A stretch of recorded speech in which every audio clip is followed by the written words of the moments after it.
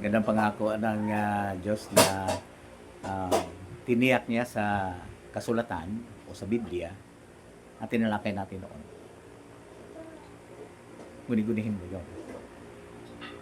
Tapos, dahil sa hindi na nagkakasakit, di na rin tumatanda, iyan ang dalawang natural cause ng kamatayan ng tao sa ngayon. Wala nang ganyan.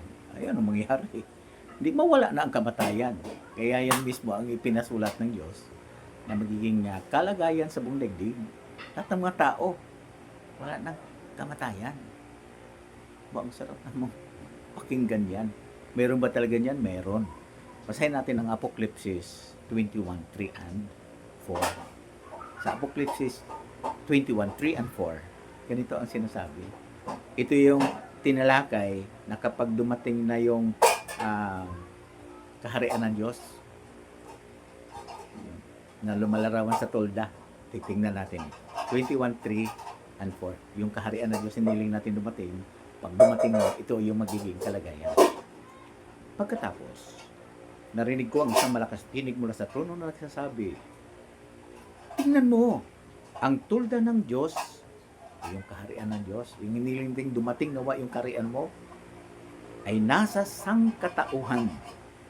Nais ko i-point out yan, no? Hindi sa sangka-espirituhan. Sangkatauhan sa mga tao. Dumating daw. At maninirahan siyang kasama nila at maging bayan niya at ang Diyos mismo ay sa kanila. Sabihin, ang kaharian ng Diyos, mananahan kasama nila sa buong lupa. Ibig sabihin, ang pamamahala, ang tinukoy dito.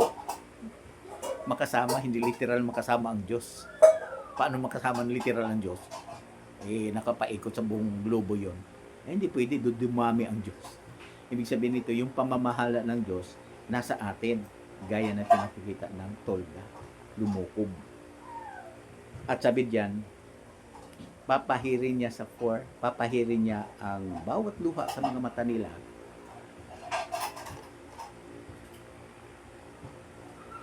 At mawawala na ang kamatayan. So, mawawala ng kamatayan. At kung nawawala ng kamatayan, ito na yung kasunod, pati ang pagdadalawhati, ang pag-iyak, at ang kirot, ang dating mga bagay ay lumipas na. Sabi diyan, mawawala ng kamatayan. Oo naman, yung wala na kasi yung natural cause ng kamatayan ng tao. Wala nagkakasakit, wala nang tumatanda. Eh di wala na rin kamatayan. Hindi ba? At yan gagawin ng Diyos. At mangyari yan dito, maliban doon sa sinabing nasa sangkatauhan, sabi diyan, ang dating bagay ay lumipas na. At yung salitang wala na, mawawala na ang kamatayan. Ibig sabihin, sa mga tao na tumutukoy ito, dito lang may kamatayan. Sa langit, wala ng kamatayan ng anghel doon. Kaya dito yan. Alisin ng Diyos ang kamatayan, dito rin sa lupa, mawawala na. So, maliwanag. Dito sa lupang ito, gusto talaga ng Diyos, mabuhay ang tao, manirahan dito. Ito yan naman talaga ang sinabi ng Diyos kay Adam. Tapos pasimula pa lamang doon sa Genesis chapter 2 verse 7, ang lalagay ng Diyos si Adan, oo. At doon sa 15, nung lalangin siya, ilagay siya doon sa Garden ng Eden. At gusto ng Diyos, sa Genesis 1:28, di ba? Sabi niya, panalangin, punuin ang lupa. Punuin ang mga perfect ng mga tao. Kasi nung sabihin ng Diyos, di pa naman nagkasala siya doon. Ibig sabihin lang doon, magiging perfect din ang mga tao sa buong lupa. Ibig sabihin, mga perfecto, hindi yan namamatay. O, walang natural cause. Ang sakit at pagtanda, wala doon sa perfecto. Parang isang bagay na perfecto. Tuloy-tuloy yan. Ayan. So, nakita natin dito, mawawala ng kamatayan. Aalisan ng Diyos ang kamatayan. Kasi wala na rin. Nagkakasakit, wala na rin tumanda. So, wala nga namang mamamatay na. Diba, ang gandang pangakong ito. Ngayon tanong, gusto mo ba ito? Matandaan natin, pinasulat nga ng Diyos kasi gusto niya. Gusto niyang maranasan ito ng lahat ng tao. O, di ba? O, basahin natin. Nasa Biblia ba talaga yun na gusto niyang maranasan natin ito? Na hindi nagkakasakit, kung matanda, namamatay. Oo, yan ang dahilan kung bakit niya pinasulat ang Biblia para magkaroon tayo ng kaalaman, tumpak na kaalaman. Pagkatapos niyan, gustong-gusto na talaga tayo na maligtas at magkaroon ng buhay na walang hanggan. Basahin na natin yung sa text ng Biblia. Yan ay nasa Tito 1, 2, 3 at 4. Tingnan natin text ng ito.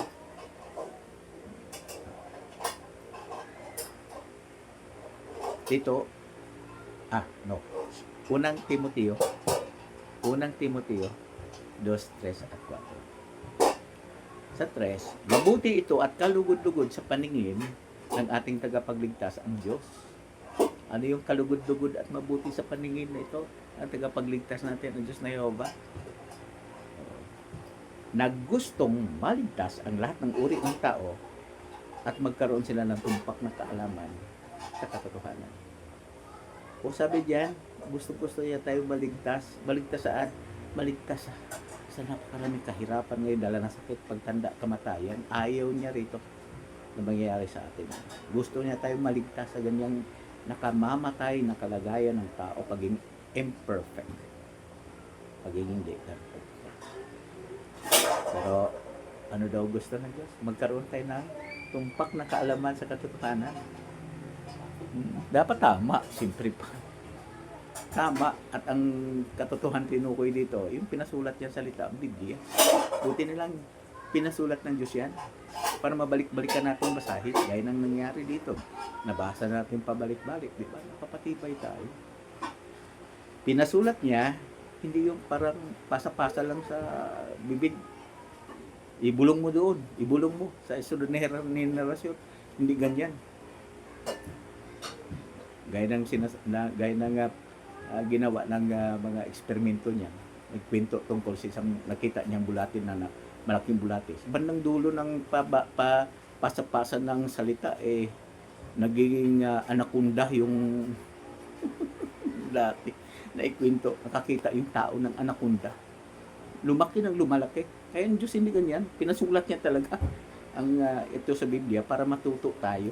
Para tumpak ang kaalaman natin. At makikita natin sa Biblia ang pangakong ito. Ano ulit? Ang dahilan, mahal ng Diyos ang mga tao. Gusto tayo maligtas sa lahat ng uri na yon, ng kahirapan na yan, na umantong sa kamatayan, at ito talaga ang gusto niya. Basahin natin ang teksto sa awit o Psalm 37:29. Kapag inalis niya na ang kamatayan, ito ang magiging kalagayan ng tao sa buong lupa. Basahin natin. 37:29. Psalm 37:29. Awit 37:29. Basahin natin. Ang mga matuwid, ang magmamay-ari ng lupa. Ano uli? Mga matuwid. Ito yung mga taong mahal na mahal ang Diyos.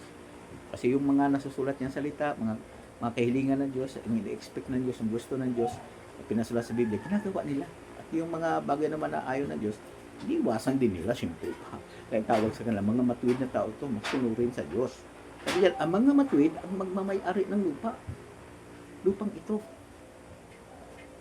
Gusto talaga natin maging matuwid, hindi ba? Gusto natin masumpungan tayo ng Diyos na masunurin. Ituring tayong matuwid. At sabi din kasunod, at titira sila roon. Tinukoy yung lupa, titira sila roon. Magpakailan. Napakagandang pangako yan. Kaya pag mawala ng kamatayan, ayon sa Apocalypse 21:4, oo, hindi na namamatay. Kaya nga, maninirahan nga naman siya. Nanatili siya magpakailanman sa lupang ito. Kasi bakit ulit? Kasi sa Ecclesiastes 1:4, ang lupang ito mananatili magpakailanman. Kaya tao, manatili magpakailanman. Masusunod na rin yung gusto ng Diyos, ang buong lupa ay mapupuno ng mga tao na perpekto sa inaharap, masunurin sa Diyos. At ang buong lupa magiging isang napakagandang paraiso. Sagana sa pagkain. Walang nagkakasakit. Walang tumatanda. Walang namamatay. May sariling bahay, sariling lupa ang mga tao, may sariling trabaho. Wala nang magpoprotesta. dahil sa mga bagay na yun. Kundi lahat ng tao, matutugunan na ang kanilang mga pangangailangan. Guni-gunihin nyo ang napakagandang pag-asang iyan. Ang tanong, naroon ka kaya para tamasain yan? Bagus. Sana nandun tayo lahat. At gustong-gusto ng Diyos yan. Lahat tayo naroon. Bakit ulit? Kasi mahal na mahal ng Diyos. Kaya na lang ang pag-ibig ng Diyos. Sa sangkatauhan. 1:3:16 gaya na sinabi niya. Panginoon.